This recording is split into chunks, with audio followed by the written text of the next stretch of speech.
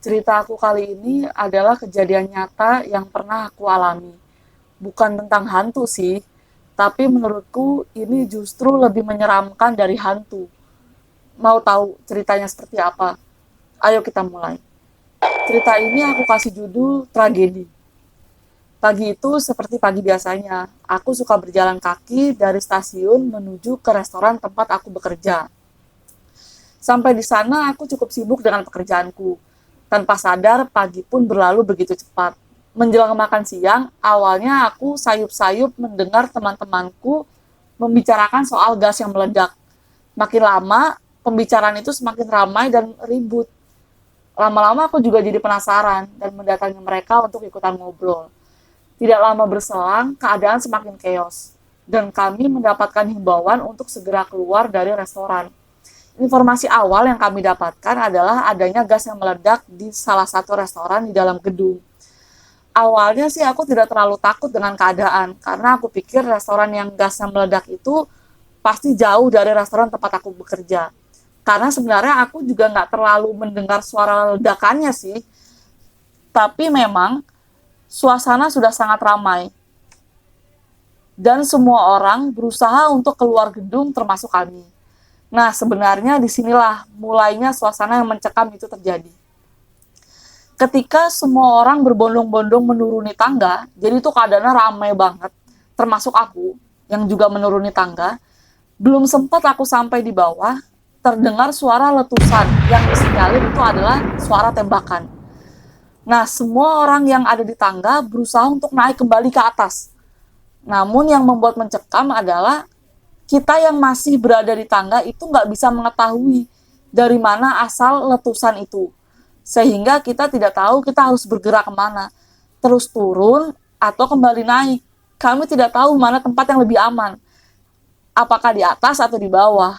Karena kebingungan itulah yang membuat suasana menjadi mencekam. Disitulah muncul rasa ketakutan itu. Karena bayangkan, kalian berada di tengah-tengah kerumunan orang, dan kalian nggak tahu kalian harus kemana dan di mana tempat yang aman untuk berlindung.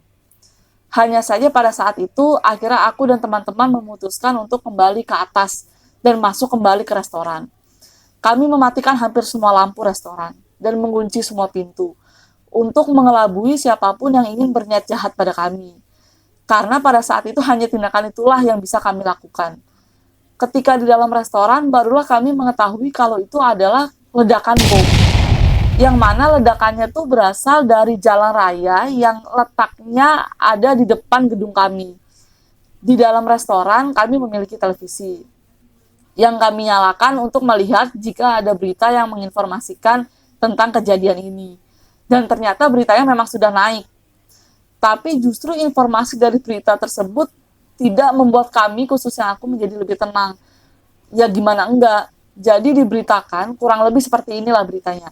Pelaku disinyalir bersembunyi di dalam salah satu gedung di sekitar tempat kejadian.